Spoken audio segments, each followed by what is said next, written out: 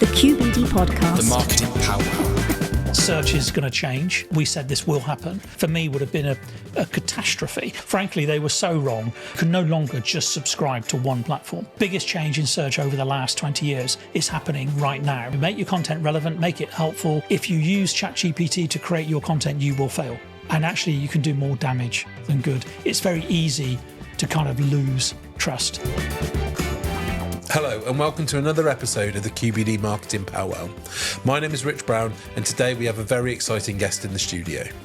Paul Dyer, Director and SEO Specialist at QBD, is here and he'll be giving us an insight into how AI platforms like ChatGPT, AI Overviews and DeepSeek are reshaping search and how QBD anticipated these changes.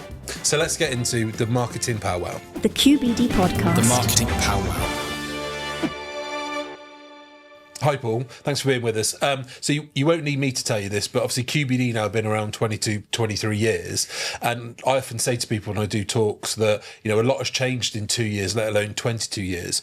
Do you just want to reflect on those last 2 years and how do you see it, the things that have changed? It's the very poignant point that you make. Google themselves have been around for 25 years or more. And as part of what we've been saying over the last 2 years ourselves, actually, is that the changes that are happening now are the biggest changes ever in the history of search, if we call the general term of search, then it's the biggest change that we've seen in the last couple of years. And in fact, as an agency, we really stuck our necks out. You may recall, Rich, when almost exactly 2 years ago to this day, all the staff were brought into headquarters here in East. Yeah, in this very building. In this very building. Yeah. And I took the stage as part of the keynote and talked about the fact that search is going to change and predicted the changes that were going to be impacting over 2023, 2024, and the fact that we as an agency needed to start to learn and understand how these changes were going to affect our business, our customers, and what we needed to do to address it all. So we were talking about this internally more than 2 years ago. My research was over 2 years old, more than 2 years ago. And we started to get a grasp as to what was happening. So without a doubt, the changes in the last 2 years have been seismic. There's, the biggest factor in all of the change that's been brought about is the fact that for the first 20 odd years of Google's life, it had it totally its own way. Yeah. Google decided how search was going to work in the world, and it created the process for that. And Google taught us all how to use Google to search. And then it monetized the whole platform and became one of the richest companies in the world as a result. In the last 2 years, 2 to 3 years, particularly the last 2 years, Google has not had its own way. And that's been the biggest driving change that we can see. And it's the change that QBD, and in particular myself, predicted was going to happen because we have been so close to this market. I'm a little bit older than some of my colleagues in the business, and I've been around Google since Google started. I was working in this business before Google arrived. I saw the birth of Google. I saw the way that they took the market by storm, the way that they were going to drive the business, and became a Google fan myself, and then tracked every single change, every algorithm change that Google ever had. But the key point was, if you wanted to be in search, you just had to show up in Google. Yeah. And you said you've tracked Google right from the start. Would you say then this is the biggest thing that you've seen them they've had to shift, the biggest change in that last 22 years? Without a doubt, the biggest change. And the reason why it's the biggest change, Google would not have brought this about. Google, I'm personally convinced that Google did not want AI search to be a thing, really.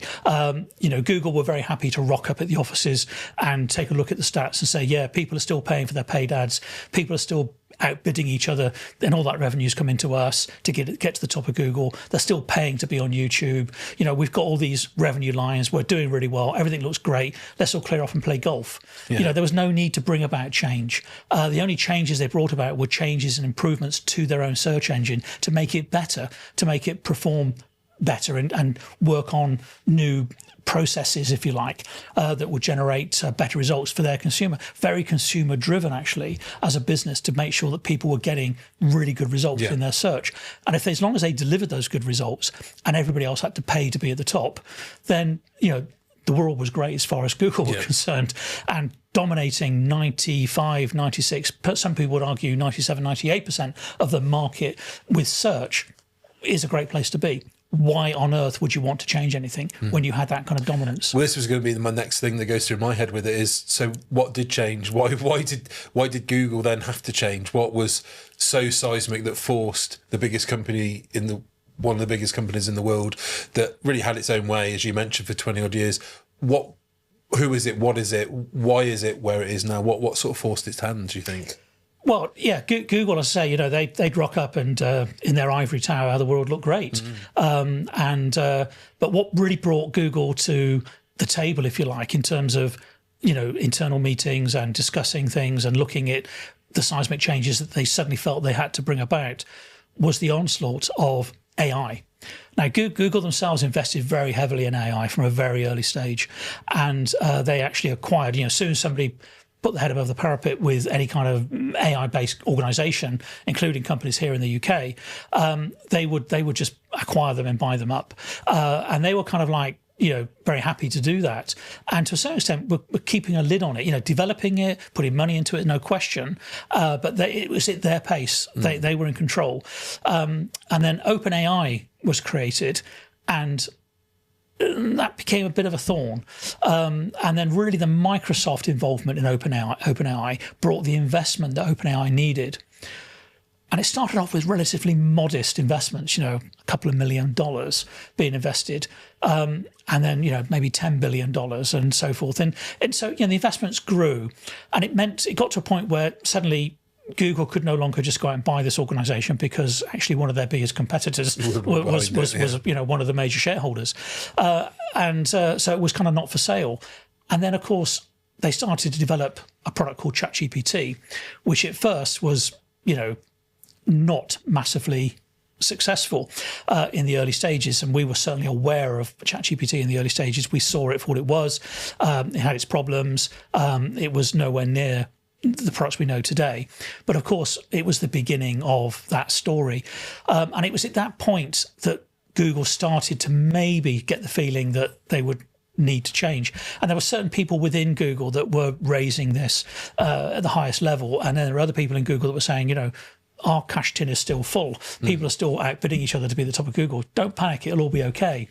But don't worry, we're researching AI as well. We've got lots of companies in AI sectors. We can respond quickly if needs be. So Google was still relatively, I don't want to use the word complacent, but they were kind of sat pretty. They were sat pretty and didn't really see the need initially. But then ChatGPT 3 came along, and suddenly AI was becoming a thing, and overnight we saw it became very newsworthy. And clearly the impact on search to me was very apparent from that very early stage. If AI was going to be a thing, if AI text generated stuff was going to be a thing, everything was going to start with a query. That's the way I looked at it. If everything, I always used to sort of joke when I was in the early stages of building QBD as a company, and I was talking directly to clients about why they needed a website, why they needed to think about SEO, was, every single bit of business starts with a question. And that question, 96% of them, maybe even more than that, were typed into Google. On Google, yeah. So, if you didn't show up, if you weren't part of that system, then you maybe were missing out on an enormous amount of opportunity. Yes, there were other routes to market, of course there were, but Google was a very powerful player, still is. So the fact that text-based prompts were becoming a thing around generative results, to me, just said search. That just said, hey, this is search. This is search in a different form, but it's still search. And where are the results coming from? Well, as we can see from all the lawsuits that are going on across the world, and particularly in the US, which there are an awful lot of, even some of the new startups literally being sued on day one, then we can see that the content for this generative text is coming from websites, because that's how these large language models learn their content, is they scan the internet. They learn from what we as content writers have created in the past. So for me, it was very obvious from day one, literally when AI started to become a thing, this is going to have an impact on search. So you may recall 2 years ago, I stood up in this very building in front of our own staff and said, search is going to change. We need to start thinking about it. And, a lot of other agencies out there just didn't believe us. Yeah. I remember going out and doing various roadshows and chats and presentations, as indeed you have done yourself, Rich, on this subject. And we've had other agencies that have snuck into the audience, and and I've met them sometimes in the wings later and talked to them because maybe we know them. And they're kind of challenging us and saying, well, but Paul, I can't see Google changing. I can't see this thing becoming an issue. They're having to pay lip service to it, but they're too big a player. They're going to dominate and they're going to continue to dominate, et cetera, et cetera. So search is not going to change the way you predict it. They were wrong. Yeah. Frankly, they were so wrong. And we actually, more than 2 years ago, were so very right. And I think that the proof of the pudding is in the eating, and as you know yourself, Rich, we have clients that are benefiting from this now. Yeah, and I think just going back to that point you said about we did the road shows, we were out there a lot over the last 18 months or so and talked these things. Why do you think it was important to have an opinion on it and sort of almost wave our flag in the air and say, these things are changing, you need to be aware of them? The thing that came back to me, and it's similar to what you mentioned about with other agencies almost sneaking into the rooms, was it's been a slow process, isn't it? Like Google didn't exactly roll this out overnight and everything changed. So we've been out there saying this for a couple of years now, and it feels like in the last couple of months that people have started to notice things like AI overviews in their search results. Why do you think it was important, or why did you want to have an opinion on it and sort of get out there and sort of put your neck out about it all? To be honest, it's driven by several levels of involvement. One is our position as a marketing agency. I think as a marketing agency, particularly a digital marketing agency, if we're not staying ahead of the curve and not being prepared for changes that are likely to come, then we're not doing our job. Well, I remember you said we had that meeting 2 years ago, and I remember it very well in this very building, and it was almost like, well, what is our position on AI going to be? And I've spoken about it a lot when I've given talks of, should we just go out there and tell everybody, oh, don't worry about it, it's not very good, it's all a bit of a fad, it will go away? Or do we tell people this is going to affect your business and you need to get on board, or you need to work around it? I remember that you put that to us as a team of, this is happening, and what's QBD stance going to be? Yeah, and clearly, so to answer your previous question more fully, my involvement, if you like, or QBD's involvement, was driven by passion, and that passion has been around search. It's been around growing businesses. Part of what we do at QBD is offer growth platforms for our customers. We offer them a way to grow their businesses online.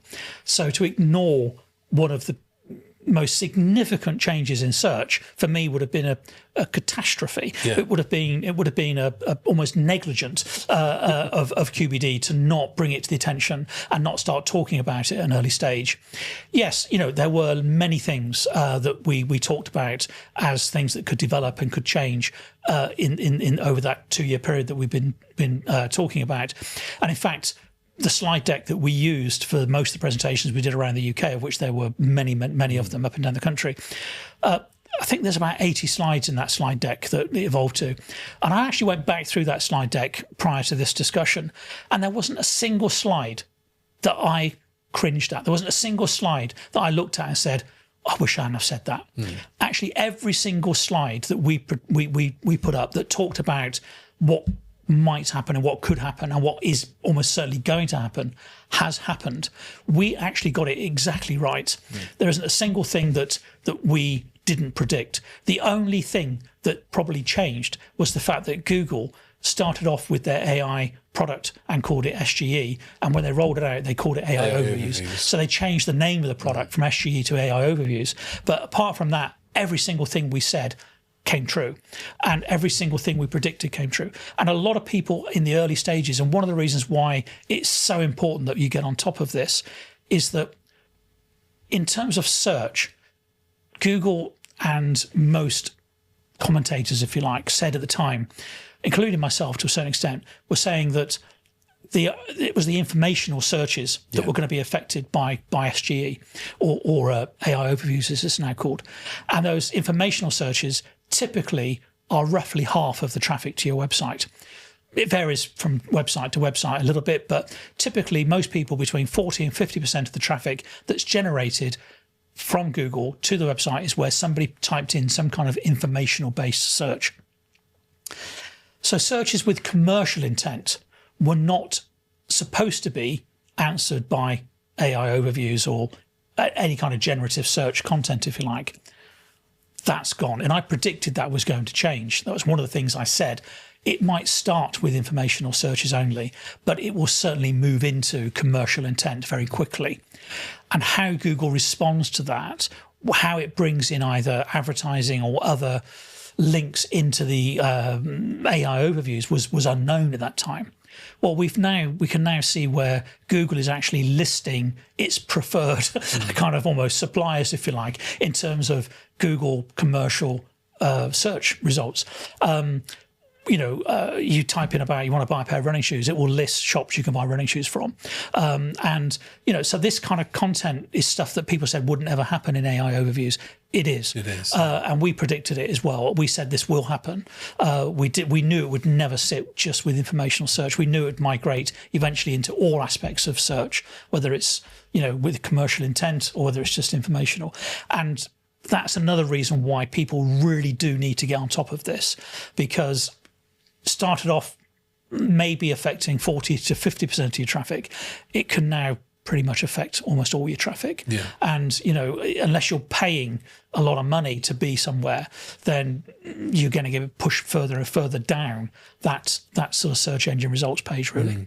I think the thing that I found with the clients that we work with is they really value when we bring these things to them. We sort of said, look, this is on the horizon. You want to start getting your ducks in order. And I think the term that you use is right there. Otherwise, it'd be almost negligent of us not to flag these things up. And more, certainly the clients I'm working with, they want us to be a proactive partner of theirs to say, look, this is the landscape, or this is the weather forecast moving forwards, rather than us sort of sitting back and being a reactive agency and saying, well, if you just tell us what you want and we'll do it. Because how do they know? And that was going to be my next question to you, because that's something that people ask me when I go out and speak to people is they say, how do you know this stuff? Like, as small business owners, how are they supposed to keep up to date with all these changes all the time? And I know it's something that we've spoken about previously, is how it's sort of getting even more complicated, that people think SEO is a bit of a dark art and has been a bit complicated anyway. It's not getting any simpler, is it, either? It isn't. And to answer your question, the first part of your question, without doubt, as a small business owner, or even, frankly, some large corporations, yes, unless we know a few that have fallen way behind in AI overviews and generative search, the reality is that you cannot stay on top of this, and as an individual, it's virtually impossible. It's changing so frequently. There are so many new things to learn. Going back in the days, if you like, we used to have meetings with medium-sized businesses, and they say, well, is it better to use QBD as our marketing agency, or is it better to have one or two people that we pay internally to be our marketing department? Yeah. And we would always argue without a doubt that having QBD as your agency was the best thing to do, because we might have 10 specialists in 10 different areas, and you get access to all that specialism. Whereas if you've got one or two people internally, chances are they might be quite good in one or two areas, but outside of that, they're going to have to go and ask somebody, which probably would be an outside agency anyway. So you've got to make your own choices around things like that. But certainly as far as search is concerned now, there's no way that an individual organisation is going to have the resources to stay on top of, even the big corporations, to stay on top of the changes. They're going to have to go to specialist agencies. They're going to have to go and speak to people like QBD who have a passion, who have an unquestionable thirst for acknowledging these things and understanding where it's going and predicting a little bit of where things are going, to try and stay ahead of the curve.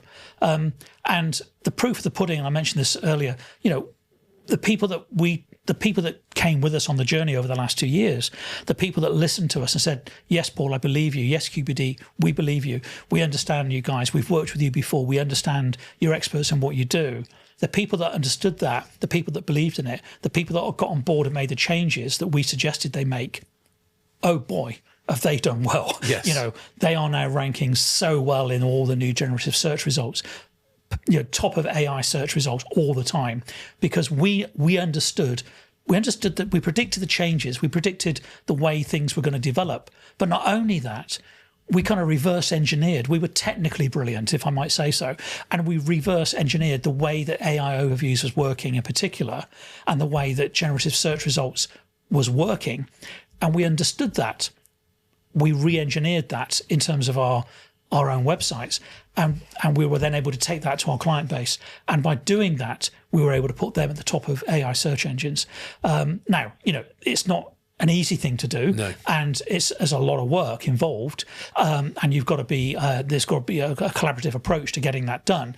But nonetheless, the companies that believed in us, the companies that stuck with us, the companies that came on that journey have done so well out of this. It's interesting you say about the research. I know personally you put a lot of time and effort into it, and it's just reminded me of, it's probably one of the most happiest I've ever seen was when you got ranked in SGE at the time for the second time, because you'd done it once, hadn't you? And you wanted to sort of prove that it wasn't a fluke. We went in and you did it again. And you thought, actually, I think we've cracked it. I think we've cracked this. Yeah. Without a doubt, when it was very difficult working with Google in the early stages, because a lot of the work that Google was doing on SGE was very restrictive, and actually, unless you were showing up in the States, then it was difficult to even get kind of indexing in place. So actually, my first task, if you like, was to get QBD to rank in Google AI overviews, to prove that, Google SGE in its development mode, as it was then, of course. In order to do that, we had to go onto VPNs, we had to pretend to be in the States, I had to have a US email address, I had to sign up with Google Labs and everything else, and emulate that scenario.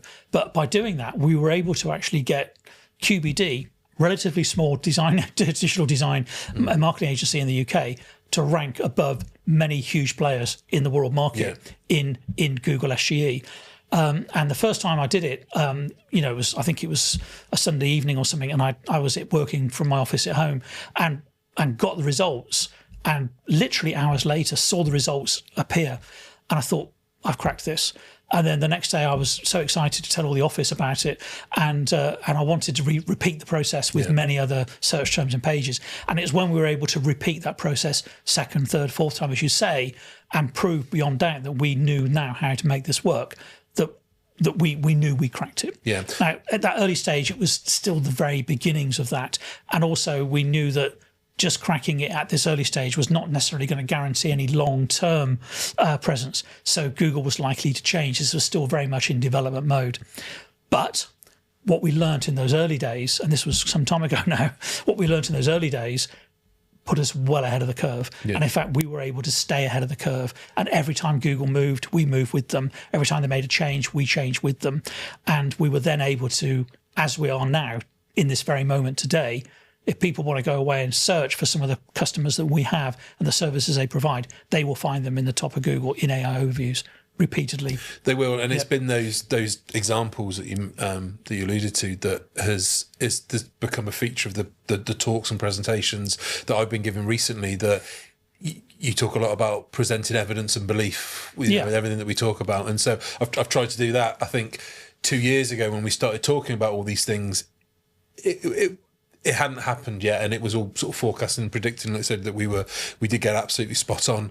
For me now, I share screen grabs and I sort of show to people, AI overviews is a thing, you're all aware of it, you just might not have noticed it, and I'll show them a live example when I've searched for something, and you see the links and the things that are being placed in there, and I'll show 3, 4, 5 examples of it, seemingly random, seemingly sort of, they don't have much sense to each other.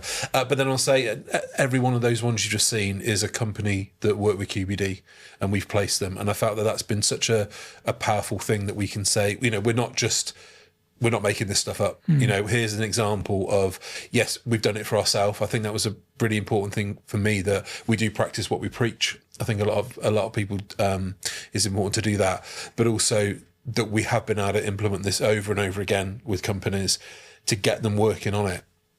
And it was that point really I just wanted to get your next thoughts on in terms of as a business moving forward. You know, what are the types of things that businesses need to think about, need to be aware of in this new sort of world that's out there from a search point of view? Yeah, I think there's a lot of things that they need to be aware of. Without a doubt, some of the biggest changes are the fact that I can draw an analogy. As a football fan myself, I subscribed when the Premier League started. I subscribed to Sky Sports, and all you needed to do was subscribe to Sky Sports, and every televised game that was going to be on TV was going to be on Sky. One platform, one price, that was it. Sign up, watch every game. Brilliant. Now you need to subscribe to a minimum of probably 3 platforms to be able to watch all the games. And why am I saying this? Because the analogy is very much there. Going back over most of the last 20 odd years, you only had to subscribe, if you like, to Google. If you were subscribed to Google, if you understood how Google worked, you could work with their search engines. You could SEO a website, if you like, for Google's algorithms. Then you were in the one platform that was covering the games, and you were in the game, you were in the market, and the chances are you would do quite well as a business because you were rocking up at the show. What's changed? What is changed and is going to change even more is the fact that you can no longer just subscribe to one platform. Google, as I said, Google just did not have it its own way. If you look back through that little development cycle from Google having total market dominance to being shaken by SGE, or has been shaken by OpenAI, I should say, and the development of SGE, the process they went through just to get to that point was torrid. Yeah, absolutely torrid. And I don't want to bore you with all the massive, hits they took on. 100 million got wiped off their stock market price in one day. Well, I mean, it was almost like a sport watching the changes live on the screen, wasn't it? Yeah. They announced Bard, and the day they announced Bard got it wrong. At the press launch, Bard made a prediction or didn't make a prediction. It told a lie. It hallucinated about something, completely screwed up. And basically, 100 million got wiped out because of that. And Bard eventually got shelved. We predicted Bard was going to get shelved. We predicted the rise of Gemini, and we predicted that would become their platform. And we got that completely bang on. But without a doubt, the biggest changes that we're looking at is the fact that you have to now be in many of these different platforms. You can't just rely on being in that one platform. You have to look at the different players that are in the market sector. You have to understand how search is being dissected, if you like, how search is changing, and why, therefore, you need to think about where people are searching and where those results are going to come from. So, as I say, in the early days, one subscription to one platform will be enough. Get yourself on Google, you'll be fine. Yeah. But without a doubt, you now need to be thinking about, we could almost joke a bit about Bing in the early days, and we could say, well, yes, Bing's a thing, and if you really want to be on Bing, we can look at that a bit closer for you. But generally, Bing's algorithms were largely based on Google's anyway. Yeah. So if you showed up well in Google, chances are you show up well in Bing. But of course, now we've got to look at, maybe 4 or 5 other platforms that are just in that large language model sort of AI space to see how they're working. And actually, the problem you've also got is that the way they've been working over the last 6 months or so is not the way they're going to be working over the next 6 months or so. It's going to change again. And, the biggest changes that we're likely to see in search is around the fact that most of the processing has been done, if you like, without any kind of full thought process being done, full chain of thought process being done. It's kind of like most of these large language AI search engines have learnt the internet. They've learnt what we've told them. Yeah. They've learnt that process by basically learning the internet. And these things were put into learning modes for a long periods of time to learn the internet. They were then cleaned up a little bit by humans, that's fair to say. But most of what they know, they've been taught, 99% of what they know has been taught by reading the internet. And all the lawsuits that come with that as well, of course. And then, but what's changing moving forward is the fact that it's not going to just work that way anymore. Basically, it's going to be looking at what it's learned from the internet and then reprocessing that and bringing something new. And it's that change, that's a quantum change, actually, because everything historically has been kind of read it and regurgitate, read it, regurgitate. And so what people were getting in their search results with generative search engine results pages was kind of what we'd written anyway, just maybe reworded slightly and made to look different. What's changing is the fact that these very powerful next generation AI search bots are going to do is they're going to go away and research and then build some new ideas based on that research. And that's a change. Yeah, that's a big change. That's a big change. Yeah, I think the thing that I've joked about with a few people actually is, as a digital marketing agency, I felt that we finally sort of reached the point where we'd educated everyone around SEO and even what it stood for, the search engine optimization. And now, just as we've got that sorted, now we're talking to people about GEO, which is this, isn't it? The generative engine optimization, and how they've got to get on board with these things now. And if you think you've just got up to speed with that, well, unfortunately, this new world has just opened up. Absolutely, and I think the you hit it on the nail on the head. That SEO, we could talk about SEO, and we still talk about SEO. SEO is still massively important, by the way. But SEO we could talk about, and it was always Google. Google's algorithms. If you look at any of the popular sort of software packages that like SEMrush, for example, that track the way that search engines work, it's all based on Google. The whole thing is based on Google. So that's the way that SEMrush is developed as a product, and many other products are based on kind of the way Google sees the world. The big difference now, as you said, is GEO, which is generative engine optimization. The difference with generative engine optimization is you can't just say Google. You can't say GEO, okay, let's look at Google and see what Google's doing. Yeah. Like you could with SEO. Let's look at SEO. What's Google changing? What's the latest algorithms? What do we need to be aware of? GEO is what's happening in generative engine optimization across many different platforms. There's multiple platforms that have got a slightly different way of doing things and actually are fighting in a space where they are trying to get ahead of each other by adding some nuances, which makes it different again, which as a web agency and a design agency and a digital marketing agency, we need to be kept well up to date with, because as the market is shifting towards more generative search and prompt-based search of this type, rather than just going to Google and typing in a query there, it could be voice-generated, for example. It could be any different type of prompt into many different platforms now.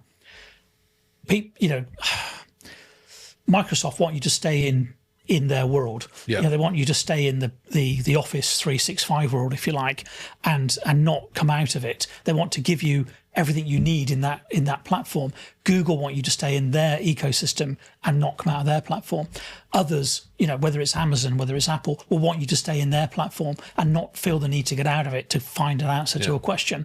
So we as an agency now need to start looking at all these platforms. We need to understand how they are all developing, and we need to understand how we can maximize the impact for our clients by maximizing the search results within all these areas. So to answer your earlier question, yes, SEO was always a little bit difficult. SEO was always a bit of a dark art, and there are plenty of people out there that have made a very, very good living out of unpicking all of that and driving websites to the top, QBD being an example of that. But it hasn't got simpler. It's got a whole lot more difficult. It's got a whole lot more complex. And unfortunately, you can't say it's been reasonably nailed to the wall now. To a certain extent, Google brought quite a lot of stability into SEO. Probably prior to the last year or two, the previous 5 years or so to that, maybe even closer to 10 years, actually 8-10 years, a lot of stability was coming in. Google was kind of cleaning its act up. It was getting rid of the ways you could game their system. Exact domain name match and all that kind of stuff was a thing years and years ago. That all went, reciprocal links, and all those typical sort of links, things, yeah. Reciprocal links, and links to lots of backlinks that had no value, that kind of thing. All that kind of stuff that was kind of like had some heavy weight in the early days. Google was cleaning its act up, and actually, we were very much part of that journey, and we're able to say to our clients, look, you just need to do this now. Yeah. And actually, Google was very, very good and very strong in its communication around things like EEAT, which is their, experience, expertise, authority, and trust kind of attitude towards content, if you like. Write good content, write it for humans, by humans, for humans, make it really helpful, make it relevant to a particular search term, and we'll probably index you. Yeah. And they did. Yeah. So actually, SEO was beginning to get nailed to the wall a little bit, and the people that understood it were able to become compliant with Google's algorithms. Needed to make changes, needed to be on their toes. You couldn't sit still. You couldn't just develop a website, do some content, and put it out there and leave it be.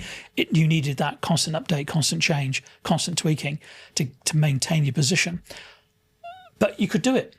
And within reason, Google almost gave us the workbook, actually, to do it by. If you were confident enough to understand it, you could go by their rules and apply their rules and actually do quite well. That's all changed.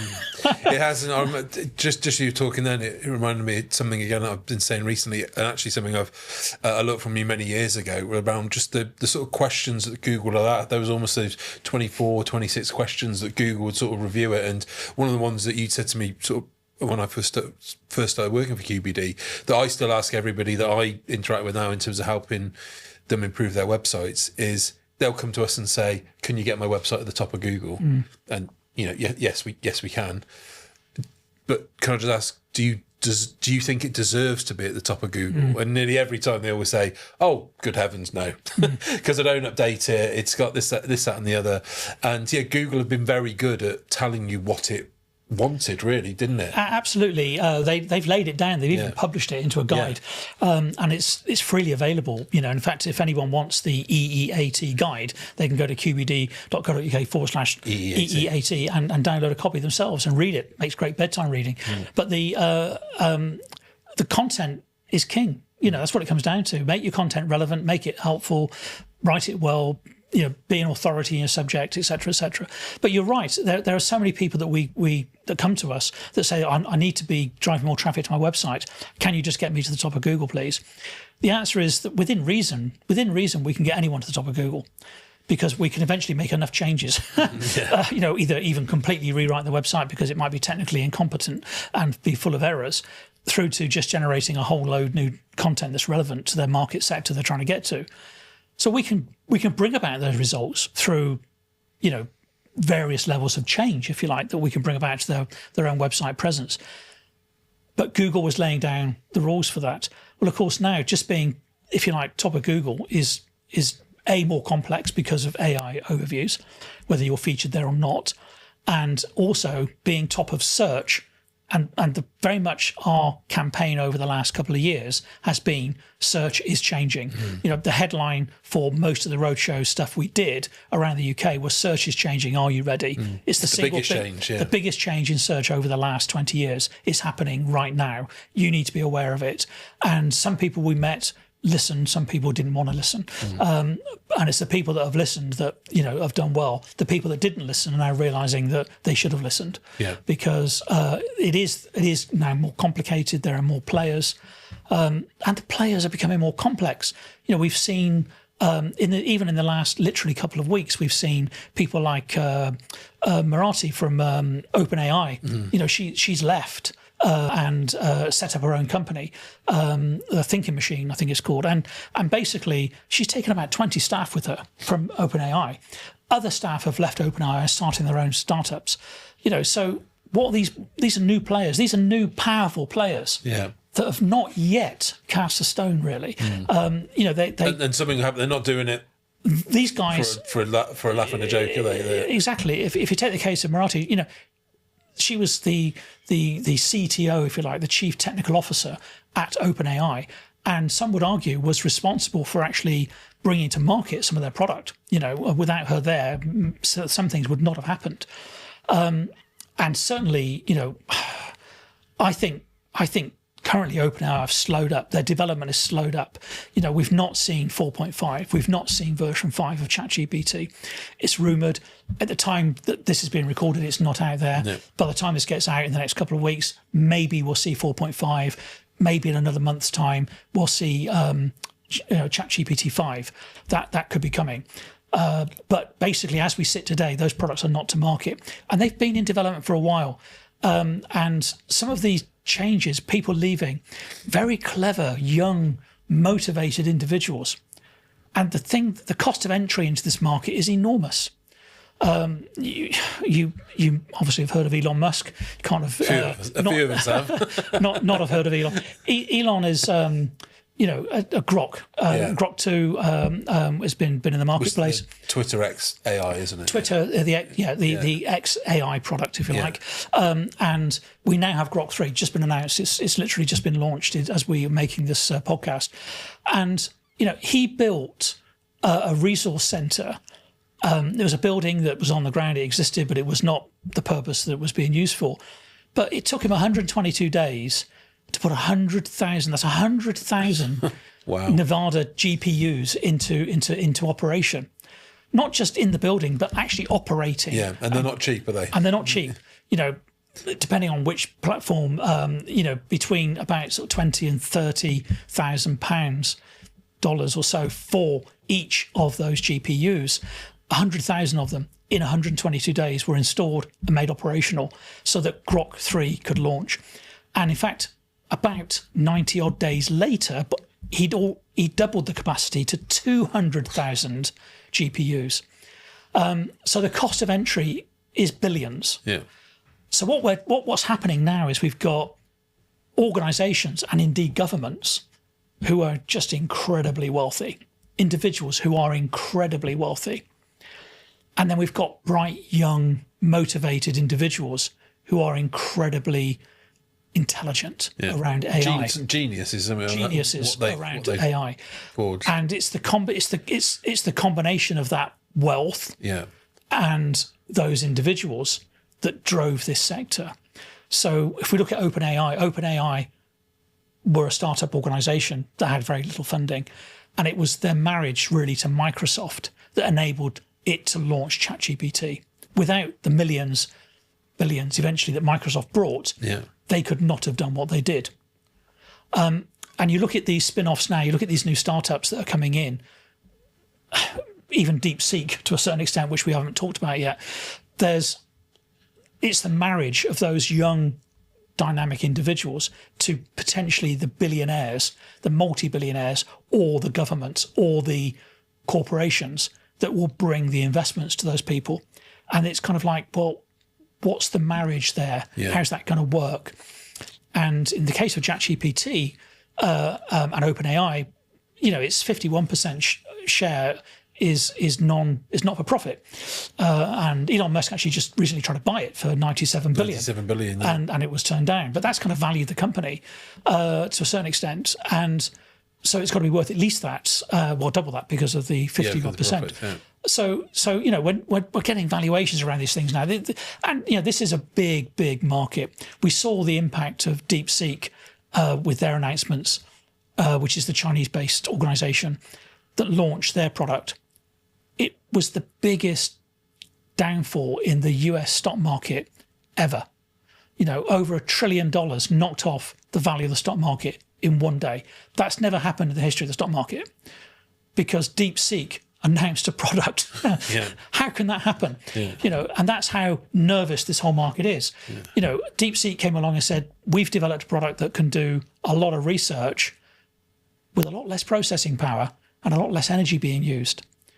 These big processing plants, 200,000 Nevada GPUs running in a building requires mega tons of electricity to make that work. Tons of water to cool system downs and everything. This is a big industry, and then DeepSeek come along and say we can do it for a lot less, maybe even 10%. So the industry suddenly got a shock, and even Donald Trump was recorded saying, "Hey guys in the US, you need to wake up and smell the coffee because these guys are saying they can do it for less. You need to let me know what we need to do."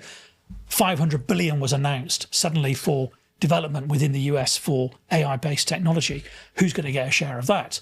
So, there's an awful lot going on right now. There's an awful lot of players that are coming to the market. What's their, going back even 10 years ago, 5 years ago, if anyone put their head above the parapet in terms of we're a developer, we've developed something that could impact search, Google just bought them. Yeah. And the governments around the world just let it happen. Now Google are under threat of being broken up. They're being told that you can't just be a single entity. They're looking at spinning Chrome out. Now that might change because of the Trump administration. But basically, we're at a time where it's becoming decentralized. Search is becoming decentralized, and search is becoming across many platforms, and it's multimodal. People are using different methods of searching, not just a text prompt. They're using voice, they're using images, they're using video, they're using code, they're using all different ways of generating search. And it's only the platforms that can cope with those changes are the platforms that are going to do well. And that's where Google's hand was forced, because it didn't want that change. That was part one of my conversation with Paul Dyer from QBD, our in-house SEO specialist. Be sure to check out part two on our channels. Don't forget, you can send your digital marketing questions to us and we'll answer them on the show. You can contact us on powwow@qbd.co.uk or simply send us a message through any of our social channels. All the links are in the show notes. And don't forget to like, subscribe and share the podcast so others could enjoy our content on digital marketing. I look forward to joining you again on the Digital Marketing Pow Wow. The QBD Podcast. The Marketing Pow Wow.